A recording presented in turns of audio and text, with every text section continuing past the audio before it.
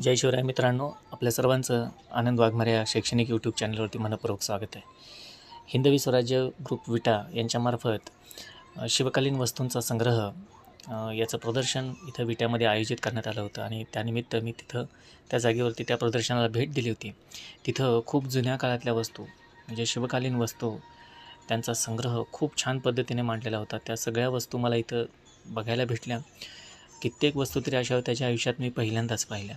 आता हे भाल्याचे प्रकार झाले. हे मांडू नावाचं शस्त्र मी आज पहिल्यांदा पाहिलं, जे की अगदी ढालीसारखं दिसते. हे गुप्तीचे वेगवेगळे प्रकार, जे एवढ्या प्रकारच्या गुप्ती असतात हेही माहिती नव्हतं. पण इथं या प्रदर्शनात आल्यानंतर तलवारींचे प्रकार, आता ही जी तलवार आहे जुल्फिकार तलवार, ही तलवार मला पहिल्यांदाच पाहायला मिळाली.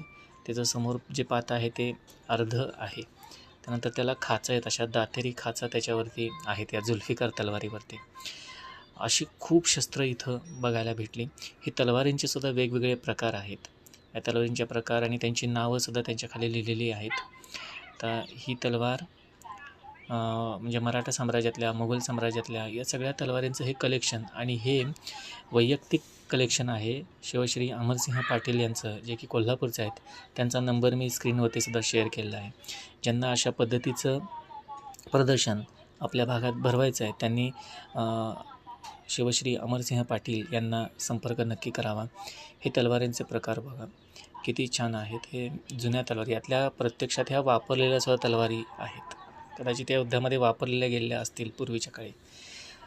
ही वाघनखं कशा पद्धतीनं असतात.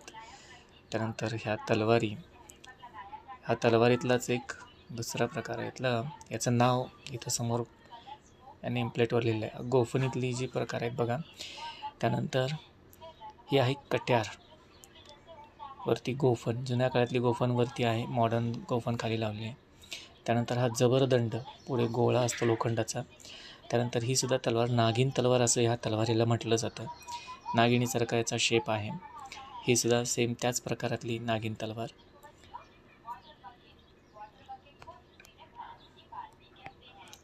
गुर्ज,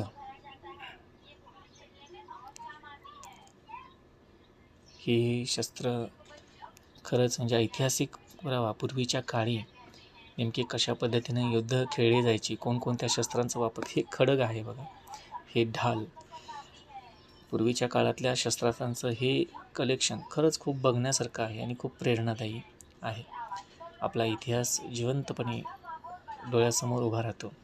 हे जुन्या काळातले फोटो जे की वेगवेगळ्या देशांकडं अवेलेबल आहेत ते यांनी लिहून घेतले आहेत. ही विषाची अंगठी जी सध्या स्क्रीनवरती दिसते ती विषाची अंगठी आहे. त्या 2 अंगठ्या आहेत तिथं. त्याच्यामध्ये विष भरलेलं असायचं आणि युद्धामध्ये त्याचा वापर केला जायचा असं मला कळालं, जे की मी पहिल्यांदाच पाहिली ही वस्तू. तरी अशा वस्तूविषयी मला कल्पनासुद्धा नव्हती पूर्वी. हे शिवाजी महाराजांचे, शहाजी महाराजांचे हे फोटो, हे कलेक्शन आहे. शिवाय तोफगोळे, जुने तोफगोळे. इथं समोर जी रेघारेघांची आहे ती टेलिस्कोप, दुर्बीण आहे. जुन्या काळातली दुर्बीण कशी असायची त्याचं हे उत्तम उदाहरण. त्यानंतर हाताने चालवता येण्यासारखा तोफगोळा, ही पाण्याची पिशवी, घोडेस्वारी करताना जी पाण्याची पिशवी वापरली जायची ती. त्यानंतर बारदानी पण आहे इथे.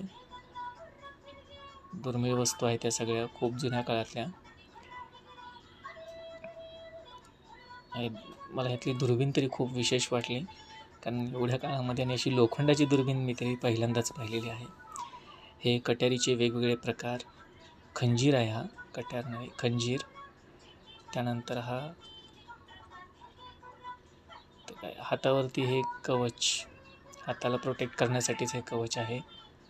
हा पट्टा, दांडपट्टा ज्याला आपण म्हणतो, तो पट्ट्याचा हा प्रकार इथं दिसून येतं. ही शस्त्र नुसती बघण्याची साधनं नाहीत, हे त्यावेळचा इतिहास आपल्याला सांगतात, त्यांनी जगलेला इतिहास सांगतात. तर हे कट्यारीचे प्रकार. जंबिया, हे जंबिया नावाचं शस्त्र आहे.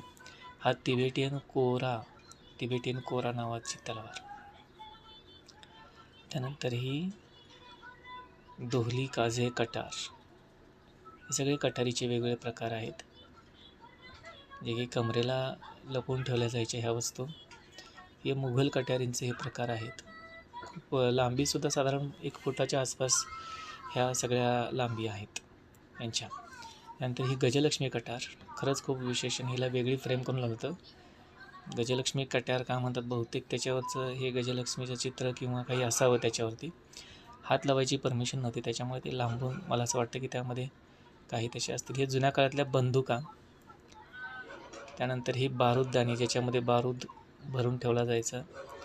त्यानंतर ही ठसका बंदूक, जुन्या काळातल्या बंदुकीचा हा प्रकार आहे, ज्याच्यामध्ये बारूद भरला जाऊन उडवला जायचा. ही छोटीशी तोफ, जी की फक्त इशारतीसाठी वापरली जायची. संगीन ही तोफेमध्ये दारू भरण्यासाठी वापरली जायची, ते सुद्धा इथं दिलेले.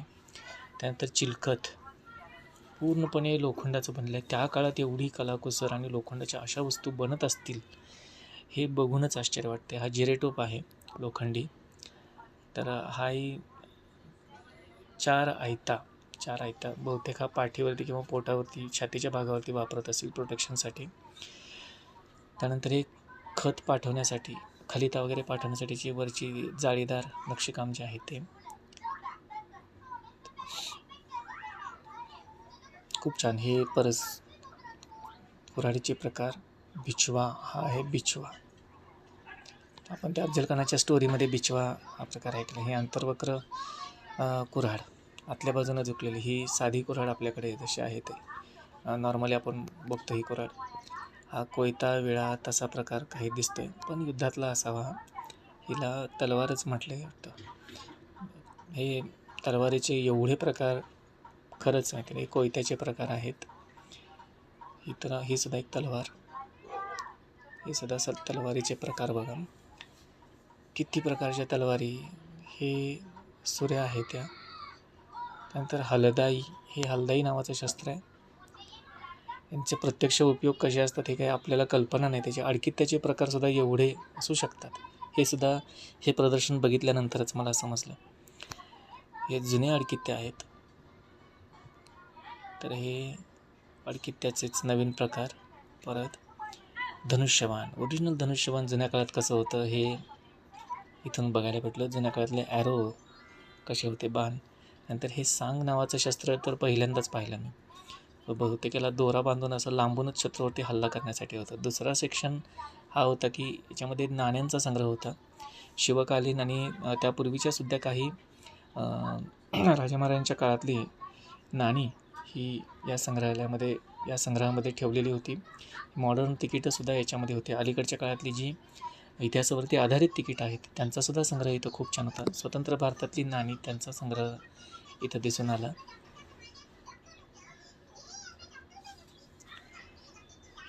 खूप म्हणजे खूप छान कलेक्शन.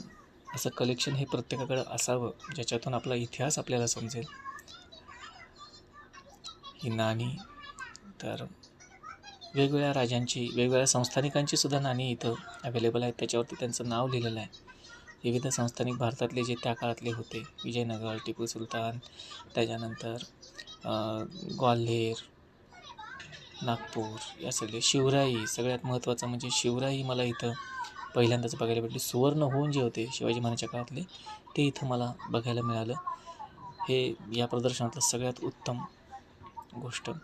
त्यानंतर वाघनख कसं असतं त्याचं एक एक्झाम्पल इथं दिसतं आहे. शिवराई कशा पद्धतीने असते, ही शिवराई आहे इथं दाखवलेली.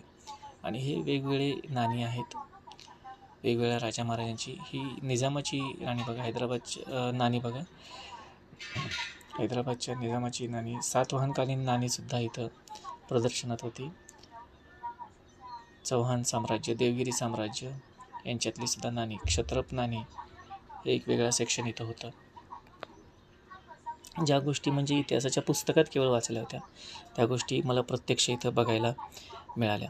हे प्रदर्शन 2 दिवस विट्यामध्ये होतं. सध्या जो फोटो दिसतो ते आहेत अमरसिंह पाटील. यांच्याशी भेट घेऊन खूप छान वाटलं. त्यांनी हे पर्सनल कलेक्शन सर्व लोकांसाठी खुलं केलं, त्याबद्दल त्यांचं आभार. नक्की सरांशी संपर्क साधा.